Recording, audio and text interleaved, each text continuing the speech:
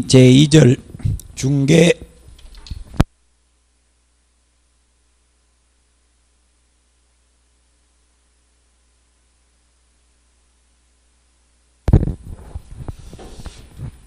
(60페이지) 제2절 중개 업무의 범위입니다. 61페이지에 보면 업무 지역 범위가 있고, 그 다음에 62페이지 2번 양가로 2번 중개 대상물의 범위, 그 다음에 62페이지 큰 2번 겸업 제한이 있는데, 일단 겸업 제한 2번 별표 3개 하시고요. 여기에서 시험에 반드시 출제가 됩니다. 자, 그러면 업무 지역 범위와 중개 대상물의 범위는 시험에 잘 출제되지는 않지만 정리를 하고 넘어가겠습니다.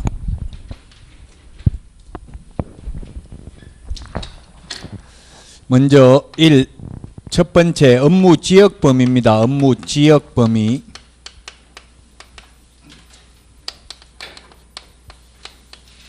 업무 지역 범위가 있는데, 업무 지역은 제가 중개인 관련되는 것은 시험에 거의 출제가 되지 않는다고 했습니다. 중개인과 관련되는 것. 업무지역 범위, 법인, 인개업공개사와 공인중개사인 개업공인중개사는 전국입니다. 업무지역 범위가 전국이고, 법 7638호 부칙 제6조 2항의 규정에 의해서 등록을 한 것으로 보는 자, 너무 길기 때문에 편의상 중개인이라고 하겠습니다. 이 중개인의 업무지역 범위는 원칙 시도입니다. 특별시, 광역시, 도 관할구역 안에 있는 중개사물에 한하여 중개행위를 할 수 있습니다. 그런데 예외적으로 중개인도 부동산 거래 정보망에 가입하고 가입한 정보망을 이용하여 중개 행위를 하는 때에는 업무지역 바깥에 있는 것도 가능합니다. 그 정보망을 통해서 하는 경우, 정보망이 지금 현재 한국공인중개사협회, 한국감정원, 아시아나항공 3개가 있는데, 현재는 이 한국공인중개사협회에서 운영하는 한방 하나밖에 없습니다. 사실은 K랜이라고 하다 지금 요즘 광고 나오는 거 봤죠? 한방이라고? 못 봤어요. 직방, 다방을 광고하니까 한방이라고 하던데요. 광고. 한방은 이제 부동산 거래 정보망 한방이 있고, 스마트폰 어플도 있어요. 그럼 손님 일반 국민들은 어플을 통해서 들어가서 매물은 볼 수 있고, 매물 올리는 거는 개업공개사만 가능해요. 컴퓨터 버전에서. 휴대폰으로 매물 올리는 건 못하고요. 어쨌든 한방, 옛날에 K랜이라고 했는데 이거 하나밖에 없어요. 현실적으로는. 그럼 만약에 이 한방은 모든 개업공개사가 다 가입할 수 있어요. 협회 회원이 아니라도 중개사무소 개설 등록을 한 자라면. 그래서 이 한방에 가입을 했다면 여기에 공개된 물건에 한하여 그 정보망을 이용하여 중개행위를 한다면 중개인도 전국적으로 할 수 있다 이 말이에요. 모르는 단어 나오면 뭐 인터넷으로 검색을 해보시면 되겠죠. 한방도 플레이스토어에 들어가서 어플 다운받으면 돼요. 일반 국민들은. 개업공개사는 컴퓨터 버전으로 들어가면 정보망에 갈 수 있고요. 그럼 이 한방을 통해서 전부 뭐 계약서 같은 것도 다 빈칸 채워가지고 출력하면 서식도 다 다운로드 받을 수 있어요. 정보망에서.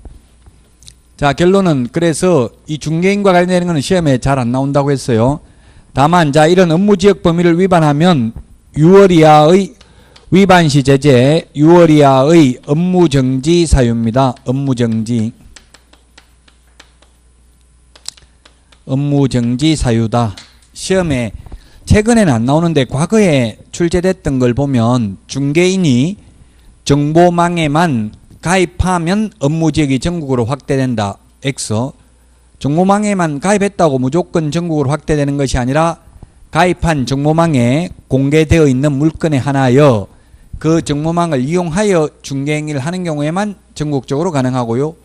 또 시험에 중개인이 소속 공인중개사를 고용하면 다른 개업공개사와 공동중개하면 다른 개업공개사와 사무소를 공동으로 사용하면 업무지역이 전국으로 확대된다. 다 X입니다. 오직 정보망에 가입하고 그 정보망에 공개되어 있는 물건에 한하여 그 정보망을 이용하는 경우에만 업무지역 바깥에 있는 것도 가능하다. 시험에는 잘 나오지 않고요.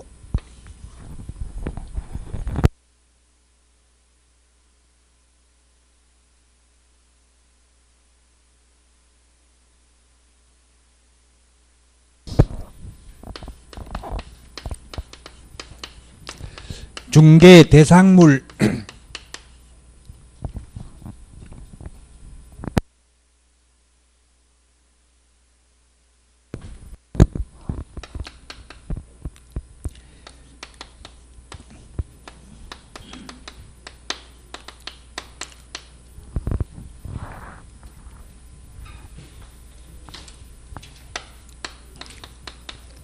중개 대상물의 범위는 아무런 제한이 없습니다. 개업 공개사에 따라서. 그래서 과거에는 토지, 중개인은 토지, 건축물, 그 밖의 토지의 정착물에 한하여 중개인이 할 수 있다. X입니다. 중개인도 임목, 공장재단, 광업재단도 다 할 수 있다. 따라서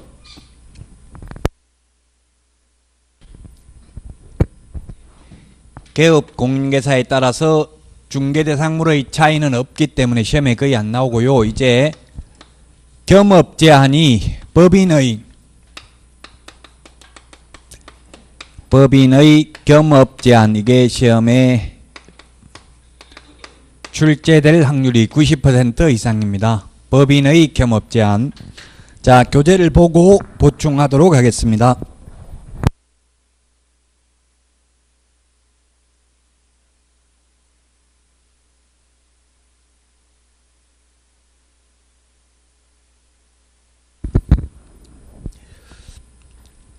(62페이지) 겸업 제한이 있는데요. 이번에 개인은 겸업 제한이 없습니다. 개인은. 근데 법인에게만 이렇게 특별히 겸업을 제한하는 이유는 외국 대형 법인이 우리나라 진출해서 우리나라 개인개업공개사와 무한 자유경쟁을 하면 영세한 우리나라 개인개업공개사 다 망하겠죠.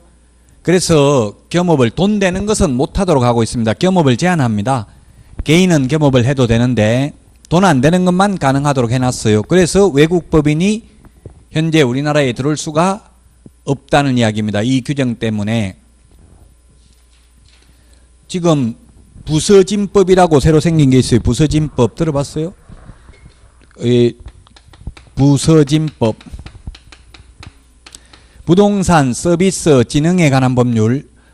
이거 법제처 국가법령정보센터 어퍼를 다운받아 가지고 확인해 보라고 했죠. 법 이름 부서진법으로 치면 안 되고 부동산 서비스 진흥에 관한 법률인데 이게 김현아 의원이 발의해 가지고 통과됐습니다.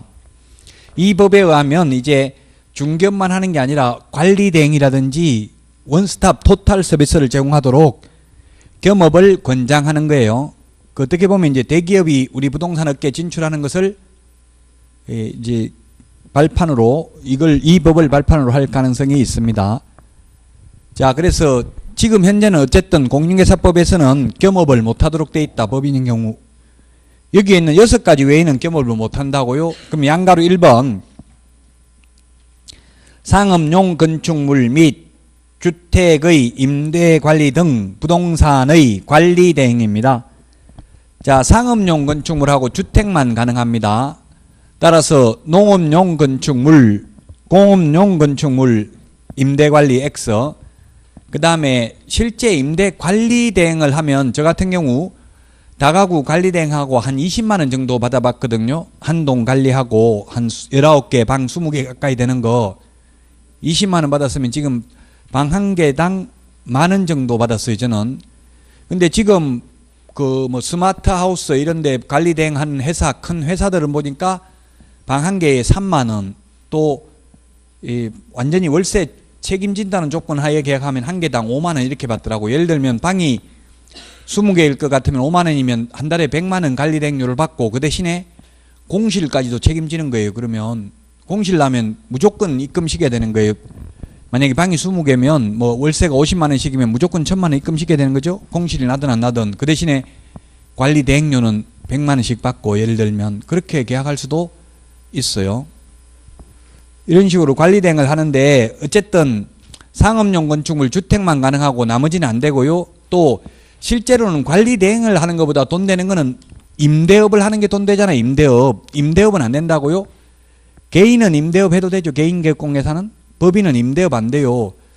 외국에 가보니까 외국 법인들은 전부 다 분양업도 하고 분양해가지고 남는 거는 임대업도 하고 이렇게 한다고. 그래서 외국 법인들은 임대업을 하기 때문에 고정 월세가 나오기 때문에 직원들을 월급 줄 수가 있다고요. 그런데 우리나라에는 큰 법인이 들어와가지고 직원이 많으면 만약에 지금처럼 뭐 예를 들면 부동산 규제를 하면 지금 양극화 현상이 심하죠. 일부 지역은 거의 거래 안 되는 데가 많아요. 서울도.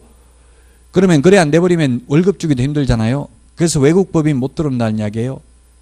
따라서 임대업은 안 되고 관리 대행만 된다. 자, 그 다음에 양가로 2번 63페이지 부동산의 이용, 개발 및 거래에 관한 상담입니다. 이용, 개발 및 거래에 관한 상담은 가능하고 개발업은 안 됩니다. 개발업은. 개발업이 돈 되는 거예요. 개발이라는 게 부가가치를 높이는 게 개발이죠.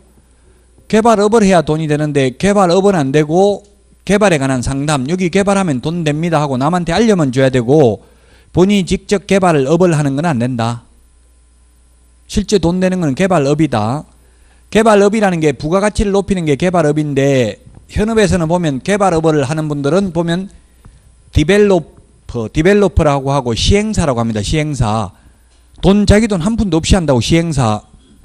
시공사가 공사하는 사람이죠. 예, 그래서 소위 말해서 이게 시행사는 안 된다고요. 시행사, 개발업은 안 되고 개발에 관한 상담만 가능하다고요. 개발에 관한 상담만 할 수 있다. 자, 그 다음에 양가로 3번에 개업 공인중개사를 대상으로 밑줄 치십시오. 개업 공인중개사를 대상으로 한 중개업의 경영기법 및 경영정보 제공입니다. 개업 공개사를 대상으로 이게 프랜차이즈 가맹점 할 수 있다는 얘기예요. 개업 공개사를 대상으로인데 시험에 공인중개사를 대상으로 X, 일반인을 대상으로 X입니다. 개업 공개사를 대상으로 뭐 예를 들면 부동산 뱅크, 부동산 114 이런 것들, 부동산 서버 이런 거 있죠. 또는 뭐 LBA 법률중개사 이런 프랜차이즈 가맹점업 할 수 있다. 누구를 대상으로? 개업 공인중개사를 대상으로 중개업의 경영기법 및 경영정보 제공할 수 있다. 그 다음에 양가로 4번 상업용 건축물 및 주택의 분양대행입니다. 상업용 건축물 주택입니다. 농업용 건축물, 공업용 건축물 X. 택지 분양 대행할 수 있다. X로 출제되었습니다. 그리고 분양 대행만 가능합니다. 분양업은 안 되고 분양 대행업만 됩니다. 분양 대행업. 실제 돈 되려면 분양업을 해야 돈 된다고요. 분양 대행업을 하면 지금 우리나라에서 거의 500만 원 많이 받아요. 500만 원 정도 받는다고. 남이 지어놓은 거 분양 대행만 가능하다고요. 보통 뭐 한 500만 원 정도 이 정도 받더라고요. 아니면 분양 대행사들은 1000만 원 정도 받는 경우도 있어요. 한 개당 1000만 원 받는 경우는 광고비까지 분양 대행사가 부담해야 돼요. 저 같은 경우는 MGM이라고 하죠. MGM, 멤버스, 겟 멤버스. 이 분양 대행하면 받는 거 저 같은 경우 뭐 한 300만 원 이 정도는 받아봤어요. 보통 뭐 100만 원 이상은 줍니다. 이거 분양 대행을 하면 어떤 아파트든지 간에. 여러분들이 이제 개업 공개사만 되면 미분양된 거 이런 거 분양 직접 받더라도 개업 공개사라고 하고 MGM 얼마 주냐 물어보면 다 최소한 100만 원 이상은 줘요. 그래서 분양 대행 해봐야 돈 안 된다고 100만 원, 많아봐야 1000만 원밖에 못 받는데 분양업을 하면 50%는 남아요. 모든 장사는 대량으로 하면 50%는 남죠. 식당도 많이 팔면 50%는 남잖아요. 마찬가지로 분양도 하면 땅 사가지고 이 건설 원가 빼면 반은 남는다고요. 50%만 정확하게 분양되면. 그 분양업을 해야 돈이 되는데 분양업은 안 되고 분양 대행업만 된다고요. 남이 지어놓은 거 직접 지어서 분양하는 건 안 돼요. 돈 되는 건 안 된다는 이야기입니다. 5번 그 밖에 중개업에 보수되는 용역업은 안 되고 용역 알선업은 됩니다. 즉 이삿짐센터, 도배업체를 직접 운영하는 건 안 되고 도배업체, 이사업체를 소개하는 것은 됩니다. 용역업은 안 되고 용역 알선업은 됩니다.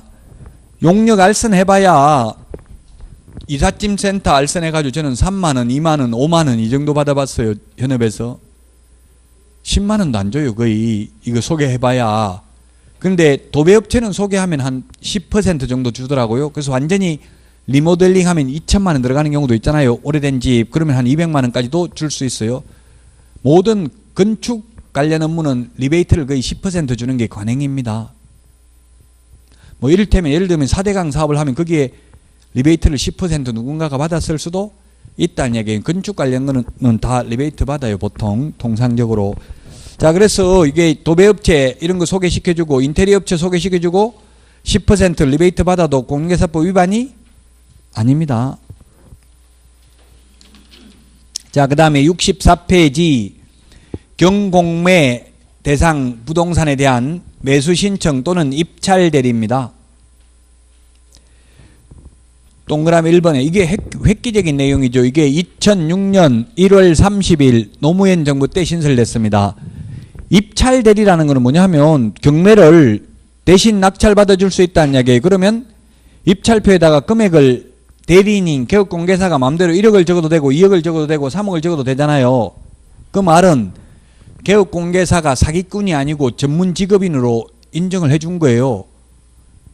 그러니까 자기 마음대로 대리권을 행사할 수 있는 거잖아요. 원래 이 법률행위 대리를 업으로 하는 것은 변호사만 가능하다고 원칙이 때까지는. 근데 지금은 법무사와 개업공개사에게도 이 매수신청 대리, 입찰 대리를 허용했다. 그럼 대리인 마음대로 금액을 적어내면 되고 그 피해는 누구한테 가는 거예요? 본인한테 가는 거죠.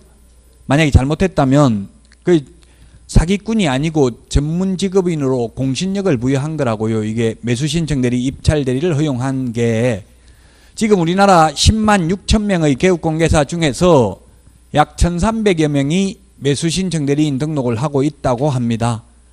그래서 여러분들도 매수신청 대리 실무교육 받고 또 지방법원장으로부터 매수신청 대리인 등록증을 받아서 사무소에 게시해 놓으면 그 자체가 공신력을 부여받는 겁니다.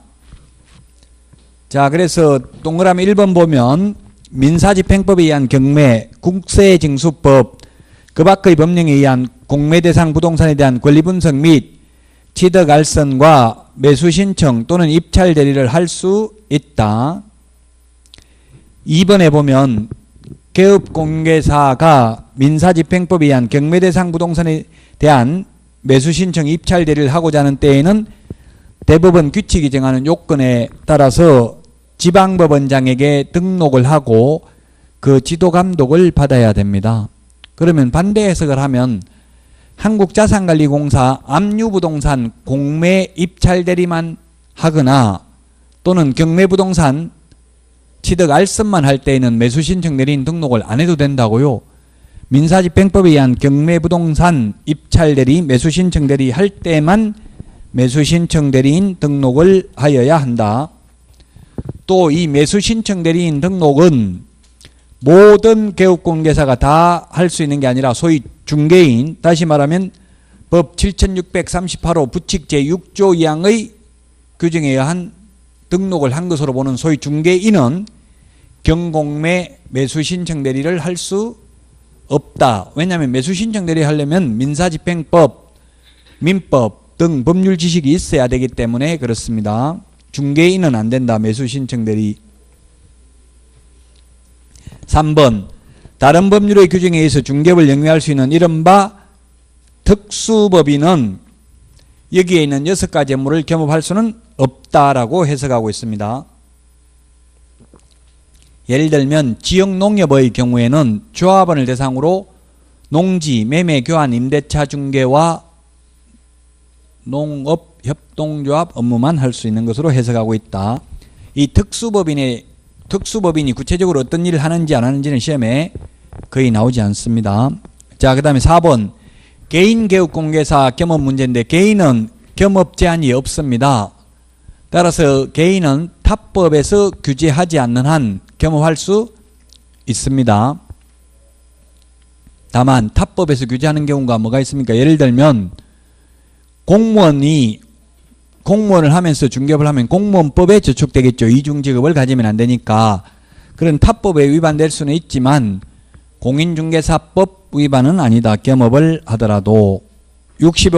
65페이지 사무소 겸용입니다. 겸업이 가능하니까 겸용도 가능하죠. 다만 중개법인의 경우에는 그 6가지 업무만 겸업할 수 있지 나머지는 안 됩니다. 제가 아까 부동산 서비스 산업진흥에 관한 법률에 의하면 겸업을 권장한다고 했는데 겸업하는 사람에게 인센티브를 주는 게 부서진법입니다.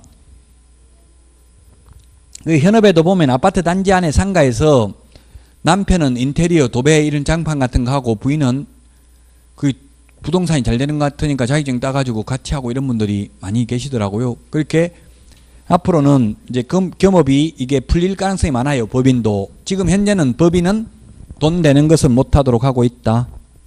자, 그러면 65페이지 문제 보겠습니다.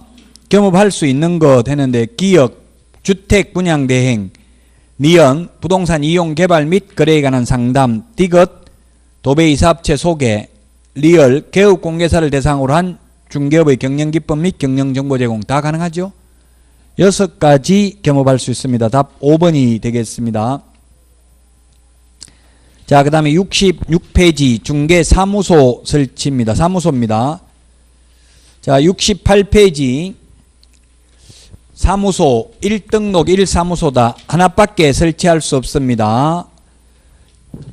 이중사무소를 설치하면 등록을 취소할 수 있고 1년 이하의 징역이나 1,000만 원 이하의 벌금에 처합니다. 하나밖에 안 됩니다. 그러나 법인인 경우, 예외적으로 회사인 경우는 분사무소, 지점을 둘 수 있습니다. 동그라미 2번 이동이 용이한 임시중개시설물 뜻다방 설치할 수 없습니다. 그 다음에 3번, 4번 뭐 이런 것들은 3번, 4번 파라솔 천막이 이중사무소인지 여부인데 지금은 중요한 판례는 아닙니다. 왜냐하면 구분의 실익이 없기 때문에. 파라솔은 이중사무소가 아니고 도움형 천막은 이중사무소라는 게 판례입니다. 그래서 파라솔이 이중사무소가 아니라고 하니까 지금은 파라솔, 천막 등 이동이 용이한 임시중개시설물 설치하면 안 된다고 돼 있고요. 설치하면 이중사무소와 처벌규정이 똑같습니다. 따라서 구분의 실익이 없다. 이동이 용이한 임시중개시설물이나 이중사무소나 모두 등록을 취소할 수 있으며 또한 1년 이하의 징역이나 1,000만 원 이하의 벌금에 처한다는 내용입니다. 68페이지 전부 다. 자, 그럼 69페이지 법인의 분사무소입니다. 분사무소가 뭐냐 이런 질문을 하는 분들이 있던데 분사무소 일반 회사는 지사, 지점, 은행 같은 경우 그 개념을 우리 공인중개사법에서는 분사무소라고 합니다. 69페이지 맨 위에 법인인 개업공개사만 분사무소 둘 수 있습니다. 개인은 분사무소 둘 수 없습니다. 2번 분사무소는 주된 사무소가 속한 시군구를 제외한 시군구별로 설치하되 시군구별로 1개소를 촉할 수 없습니다. 그러면 만약 대전광역시 중구에 사무소가 있다면 대전구가 5개죠 총. 그럼 주된 사무소 있는데 빼고 나머지 각각 1개씩 해서 4개까지는 최대한 둘 수 있겠죠.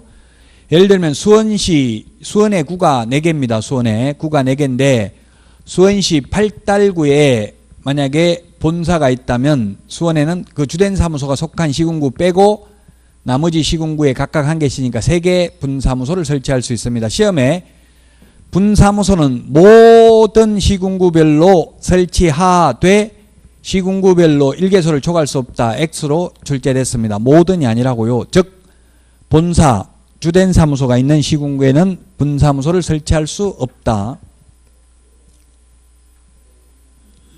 동그라미 3번 69페이지 분사무소 책임자는 공인중개사여야 합니다.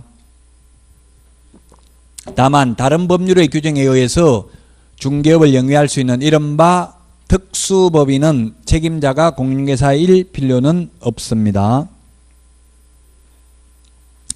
자, 그 다음에 양가로 2번 분사무소 설치 신고 절차입니다. 70페이지까지 분사무소 설치 신고 절차인데, 분사무소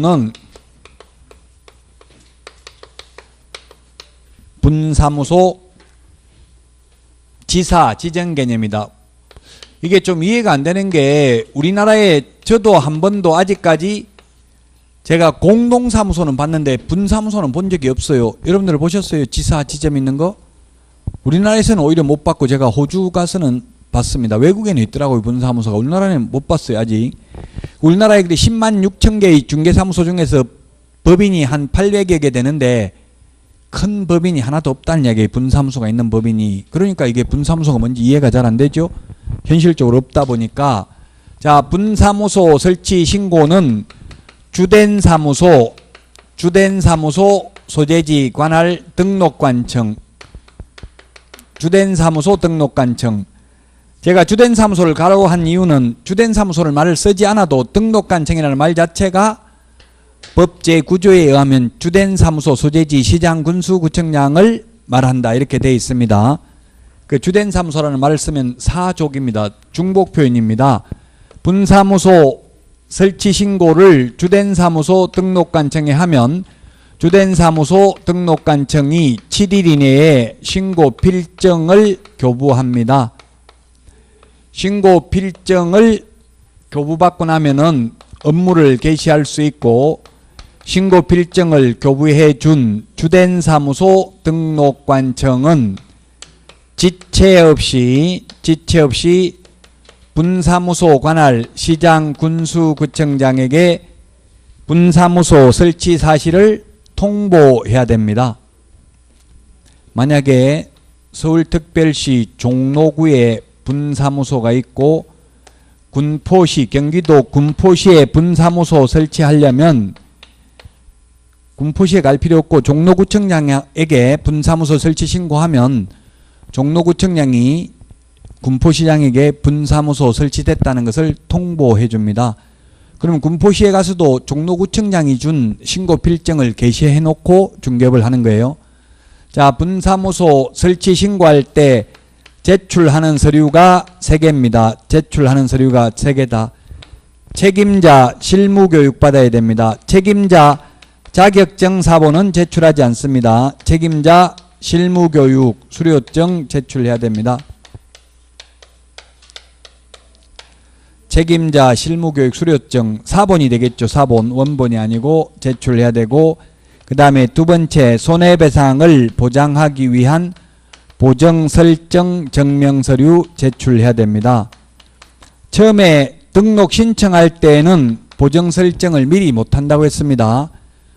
등록증 교부 전에 등록 통지 받고 나서 등록 통지서 가져가야 보정설정이 가능해요. 그러나 무등록업자는 보정설정을 못하는데, 법인의 경우 이미 주된 사무소가 등록되어 있기 때문에 분사무소는 미리 보정설정을 합니다.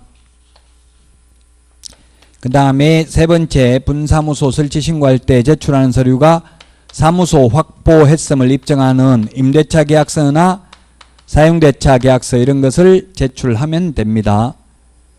분사무소 설치 신고, 분사무소 이전 신고, 분사무소에서 사용할 인장 등록 모두 주된 사무소 등록관청입니다. 암기 프린트 4번에 있습니다.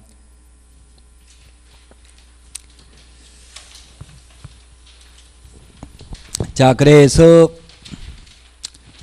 또 보정설정 시기는 우리 암기 프린트 56번에 보면 보정설정 시기 나와 있죠. 처음 등록할 때는 등록 후 등록 전 교부 전에 보정설정하는데, 분사무소 설치 신고나 매수 신청 대리인 등록 신청의 경우에는 미리 보정설정한다, 이런 말이 암기사항 56번에 1, 2, 3번에 있죠.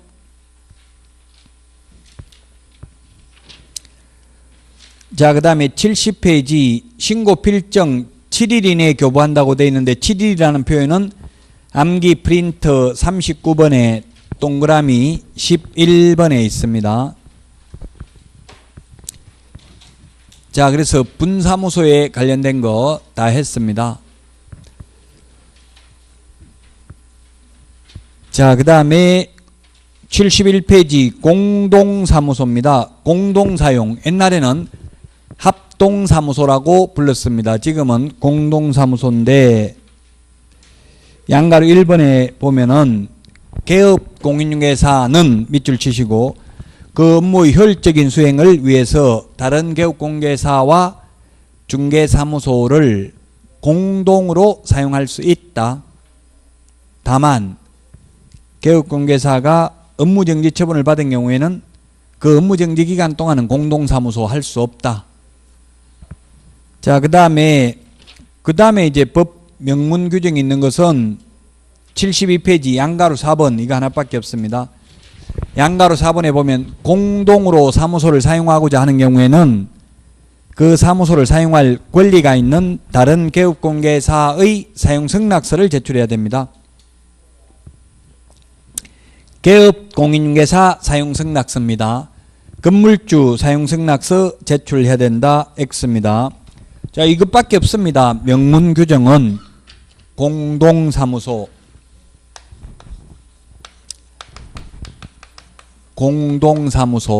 옛날에는 합동사무소라고 불렀습니다. 공동사무소 설치 신고서라는 법정 서식이 없다. 자, 그러면 공동사무소를 어떻게 하냐? 만약에 A, B, C, D가 있다면 A에서 공동으로 사용하려면 A로 사무소 이전 신고하면 됩니다. 이전 신고하면 되고 이전 신고할 때 B나 C는 A 개업공개사의 사용승낙서가 있어야 된다. 건물주 사용승낙서가 아니라 그 사무소를 사용할 권리가 있는 다른 개업공개사의 사용승낙서가 있어야 된다. 그 다음에 또 하나의 방법은 A 개업공개사가 이미 하고 있는 장소에다가 어떤 사람이 신규 등록을 하면 이게 공동사무소가 되는 것이고 또 처음부터 2명 이상이 동시에 신규 등록을 하면 이게 공동사무소가 되는 것이다. 별도의 공동사무소 설치 신고서 서식도 없다. 만약에 그러면 A, B, C, D가 4명이 공동으로 사용할 수 있는데 이건 사실상 칸막이가 없죠. 칸막이가 없는데 칸막이 있는 것이나 마찬가지입니다. 실질적으로 칸막이가 있는 사무소와 마찬가지다. 칸막이는 없습니다. 공동사무소. 근데 사실상 칸막이가 있는 것과 마찬가지다. 자, 그래서 A는 법인인 개업공개사, B는 공인중개사인 개업공개사, C는 중개인, D는 법인의 분사무소라도 가능합니다. 같이 쓸 수 있습니다. 꼭 끼리끼리 같이 사용해야 되는 것은 아닙니다. 중개인은 중개인끼리만 공동으로 사용할 수 있는 게 아니다. 칸막이가 있는 별도의 사무실이나 마찬가지다. 각각 독립성이 인정된다. 그러면 왜 굳이 칸막이 없이 공동을 하느냐? 효율적인 업무 수행을 위해서, 쉽게 말하면 월세 주려고 같이 쓰는 거죠. 자, 그래서 만약에 A 법인이 갑이라는 직원, 고용인을 고용했을 경우에 이 갑 직원이 고용인이 잘못했을 경우에는 이 갑 고용인하고 그를 고용한 A 개업공개사에게만 책임이 있고 다른 구성 개업공개사에게는 책임이 없습니다. 인장 등록도 따로따로, 보정 설정도 따로따로, 손해배상 책임도 각각 따로따로입니다. 중개보수를 B가 출입문 여기 있어가지고 한 건 해가지고 100만 원 받았다. B 혼자 먹어야 된다. 25만 원씩 나눠 먹어야 된다. 규정이 없습니다. 혼자 먹어도 되고 나눠 먹어도 된다고요? 혼자 먹으면 다른 개업공개사들이 쳐다보고 있고 나눠 먹으려고 하니까 B가 기분 나쁘죠. 그래서 슬픔은 나누면 반감되는데 기쁨은 나누면 짜증나잖아요. 그래서 현실적으로 공동사무소가 거의 없습니다. 현업에서 이 분배하기가 어렵기 때문에 그렇습니다. 그래서 공동사무소의 경우 만약에 월세가 100만 원 나와도 혼자 내도 되고 나눠 내도 되고 규정 없습니다. 공동사무소 이전의 경우 공동사무소의 대표자가 일괄하여 이전 신고할 수 있는 게 아니라 각각 개별적으로 해야 됩니다. 독립성 인정된다. 별도의 사무소나 마찬가지다. 공동사무소.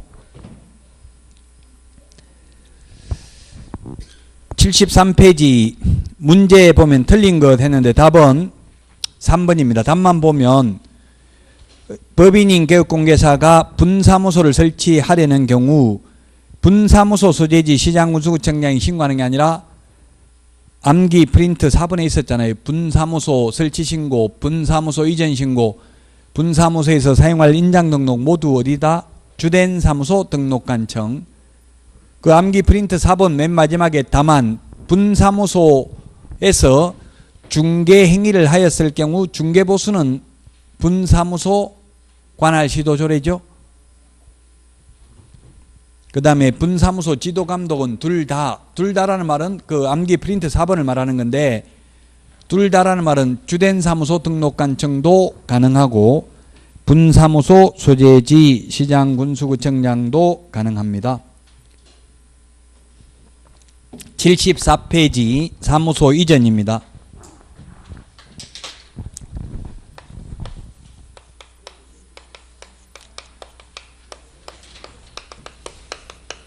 사무소 이전 신고입니다. 이전 신고.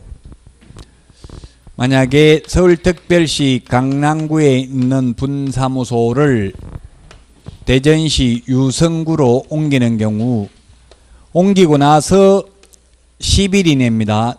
미리 신고하는 게 아니라 사후 신고합니다. 신고는 이전 후의 등록관청에 합니다. 옮기고 나서 주민등록 전입 신고하는 것과 마찬가지입니다. 신고할 때 제출하는 서류는 두 가지입니다. 등록증 원본, 분사무소인 경우에는 신고필증, 분사무소 신고필증 원본을 제출해야 됩니다. 강남구청장한테 받은 등록증 반납하고 유성구청장한테 새로 받아야 되기 때문에 그렇습니다. 그 다음에 사무소 확보 증명서류, 임대차 계약서나 사용대차 계약서 제출해야 됩니다. 제출받은 이전 후 등록관청은 이전 전의 등록관청에 등록 관련 서류를 송부해 달라고 요청을 해야 됩니다. 요청받은 이전 전의 등록관청은 이전 후의 등록관청에 지체 없이 송부해야 되는 서류가 세 가지가 있습니다. 지체 없이 송부해야 되는 서류가 세 가지가 있다. 첫 번째, 등록대장. 그 다음에 두 번째, 등록신청서류. 등록신청서류. 세 번째, 최근 1년간 행정처분 및 행정처분 절차가 진행 중인 경우 그 관련 서류를 송부해야 됩니다.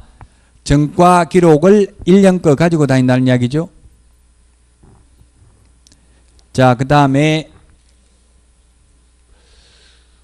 분사무소 이전입니다. 분사무소 이전. 예를 들면 강남구에 본사가 있습니다. 그런데 분사무소가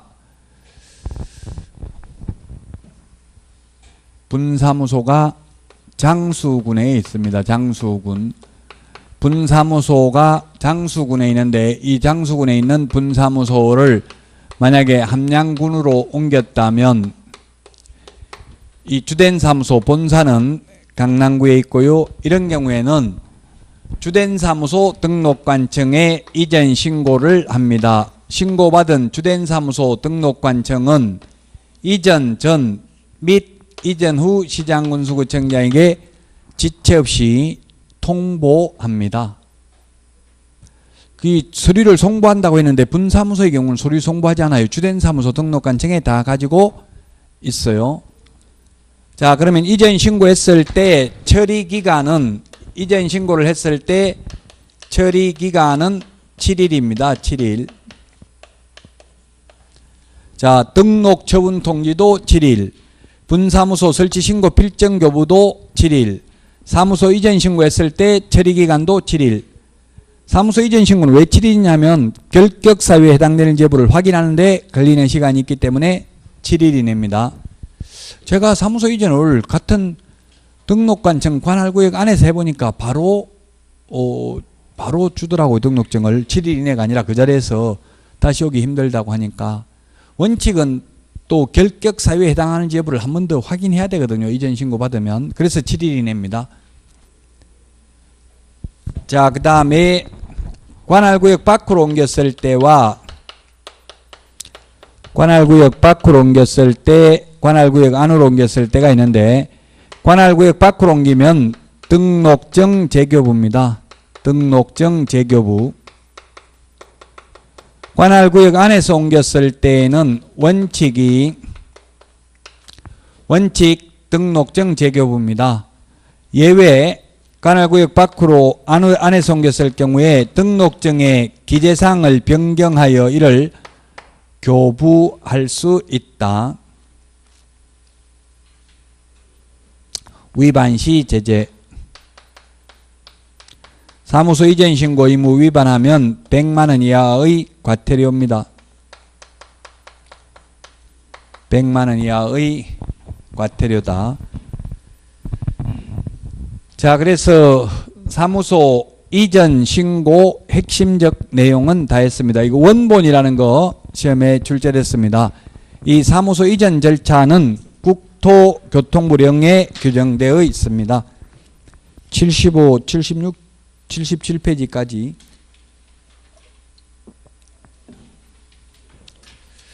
77페이지 문제 보면 틀린 것은 했는데 답은 2번입니다. 분사무소를 이전하는 경우 이전 후 분사무소 관할 등록관청에 신고하는 게 아니라 뭡니까? 주된 사무소 등록관청에 신고한다고 했죠? 암기 프린트 4번에도 있잖아요. 분사무소 설치 신고, 분사무소 이전 신고, 분사무소에서 사용할 인장 등록 모두 어디다 한다? 주된 사무소 등록관청. 그래서 2번이 답이 되겠습니다. 3번 다음 달 10일까지 협회에 통보하는 것은 암기 프린트 25번에 6개 있었습니다. 77페이지 인장 등록입니다. 78페이지 의의는 시험에는 안 나오는데 이렇게 인장 등록을 하도록 하는 취지는 책임의 소재를 명백히 하기 위한 조치입니다. 즉 다시 말하면 계약서 확인설명서에 찍을 도장을 미리 정해놓고 앞으로 이 도장을 계속 쓰겠습니다 하는 게 인장 등록이에요. 왜냐하면 계약서 쓸 때마다 이 도장 찍었다 저 도장 찍었다 이러면 책임의 소재가 약간 불분명하죠. 내가 찍은 게 아니고 직원이 찍었다 이런 식으로 할 수도 있고 하니까 미리 계약서에 찍을 도장을 정해서 앞으로 이 도장을 사용하겠습니다 하고 도장을 찍어서 제출하는 것을 인장 등록이라고 한다. 79페이지 메뉴에 양가로 1번 인장 등록인데 동그라미 1번 개업 공인중개사와 소속 공인중개사만 인장 등록을 해야 됩니다. 중개보조원은 인장 등록하지 않습니다. 인장 등록도 전자문서에 의한 등록이 가능하다. 앞에서 고용인 고용신고도 전자문서가 가능하다고 했습니다. 동그라미 2번 개업공개사와 소속공개사는 중개행위에 등록된 인장을 사용해야 된다. 만약에 위반하면 안 하면 업무정지 사유입니다.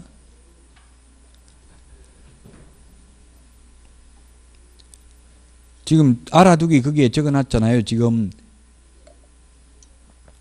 다른 그 시중에 있는 책을 보면 그 지금 뭐 특정 방문각 책 같은 데는 보니까 그림에 이게 등록증 받고 나서 인장 등록을 업무 개시 전에 하는 것처럼 그림 그려놨더라고요. 그건 아니라고요.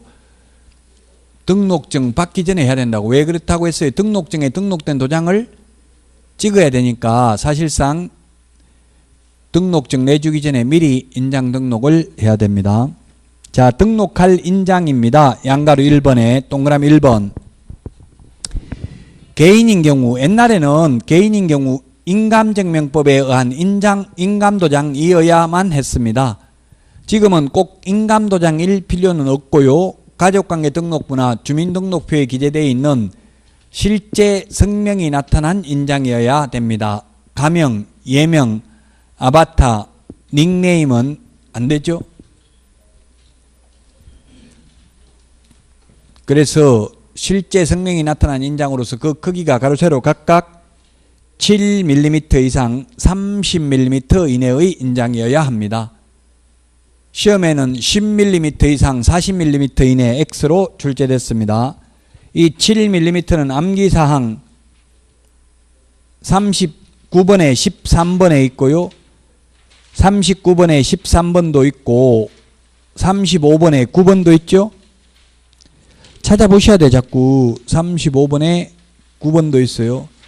35번은 30이잖아. 30. 30에 9번에 7mm, 30mm 있죠. 크기가 시험에 출제됐다. 자, 그 다음에 법인인 경우, 법인은 자연인은 숨을 쉬는 사람이고 법인은 법적으로 사람입니다. 따라서 법인인 경우에는 법인이 아닌지 헷갈리니까 법인 인감도장이어야 합니다. 상업등기규칙에 의해서 신고한 법인의 인장이어야 합니다. 시험에 법인의 대표자 인장이어야 한다 하면 X입니다. 법인의 대표자 인장이 아니라 법인의 인장이어야 합니다. 분사무소에서 사용할 인장의 경우에는 법인의 대표자가 보정하는 인장을 등록할 수 있다.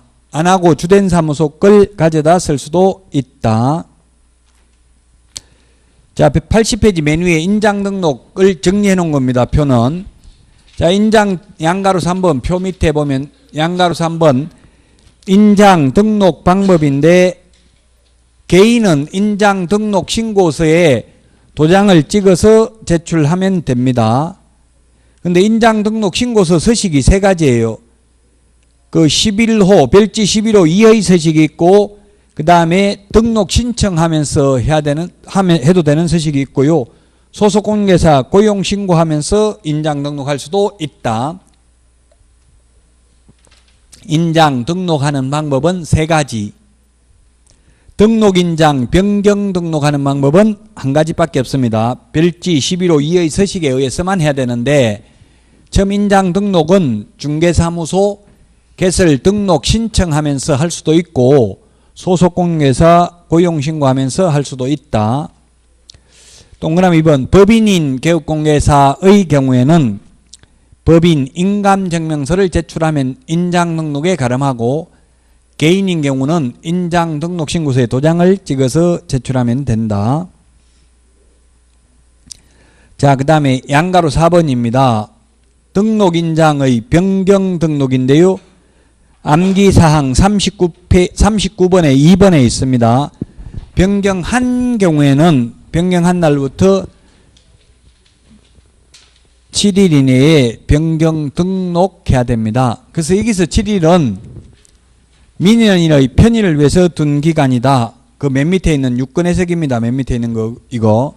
그래서 분실하고 나서 바로 계약서에 도장 찍으려면 꼭 7일까지 기다리지 말고 바로 변경 등록을 한 후에 사용하면 된다. 이런 유권 해석이고요. 81페이지 위반 시 제재입니다. 인장 등록 위반은 모두 개업 공인중개사의 경우는 업무정지고 소속 공인중개사의 경우에는 자격정지입니다. 암기사항 20번에 동그라미 7번에 있죠. 20번에 동그라미 7번 20번에 동그라미 7번이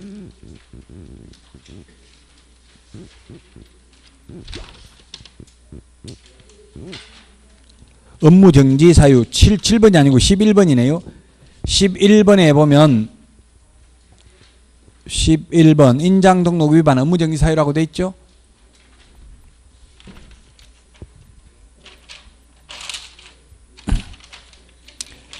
자, 그래서 인장등록 위반은 업무정지 사유입니다. 업무정지 사유. 자, 그 다음에 등록 인장 사용인데 개업공개사와 소속공개사는 중개행위에 등록된 인장을 사용해야 된다. 이거 안 해도 다 개업공개사 업무정지, 소속공개사는 자격정지다. 자, 밑에 문제 보도록 하겠습니다. 1번 개업공개사는 업무 개시하기 전에 인장 등록해야 됩니다. 업무 개시 전이지만 구체적으로 본다면 등록증 교부 전 업무 개시 전이지 등록증 교부 후 업무 개시 전은 아니다. 2번 소속공개사가 등록한 인장을 변경한 경우 변경일로부터 7일 이내에 그 변경된 인장을 등록관청에 등록해야 된다. 예, 맞습니다. 사후 7일 이내에 변경 등록해야 되고요. 3번 소속공개사의 등록할 인장은 7mm 이상 30mm 이내의 인장이어야 한다. 그 다음에 4번 법인인 개업공개사의 분사무소에서 사용할 인장은 상업등기규칙에 따라 신고한 법인의 인장만 등록해야 된다. 분사무소에서 사용할 인장은 법인의 대표자가 보증하는 인장을 등록할 수도 있고 주된 사무소 등록된 인장을 가져다 쓸 수도 있다. 그래서 4번이 틀린 정답입니다.